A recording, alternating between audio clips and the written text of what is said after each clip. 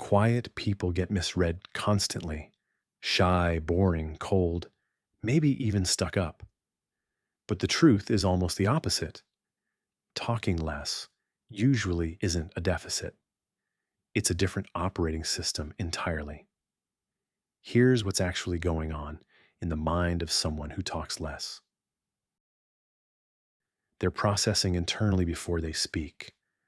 While others think out loud, quiet people tend to run the whole conversation in their head first, weighing the words, checking the tone, deciding if it's even worth saying.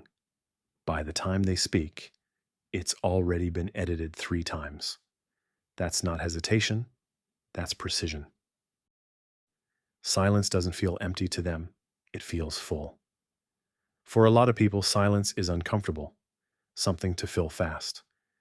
But someone who talks less often experiences silence as space, room to think, to notice, to just exist without performing.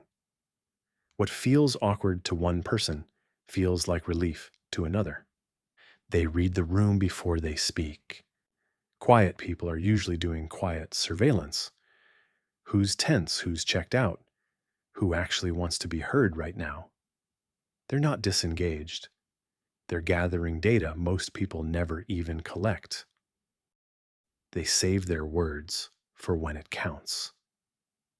Ever notice how one sentence from a quiet person can land harder than 10 minutes from someone else? That's because they're not spending words on filler. When they do talk, it usually means something, which is exactly why people lean in when they finally do. Small talk drains them. Real talk fuels them. It's not that quiet people hate conversation. It's that surface level chatter: weather, weekend plans again, costs them energy without giving anything back.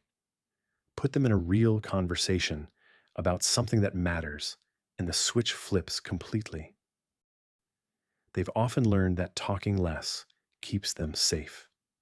For some, quietness isn't personality, it's protection.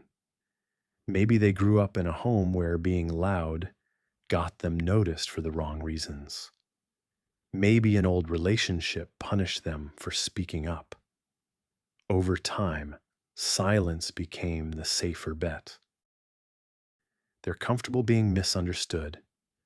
Most people crave being fully understood in the moment.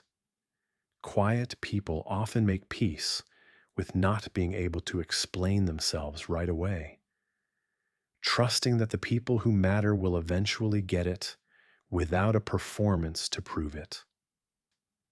Their inner world is louder than their outer one.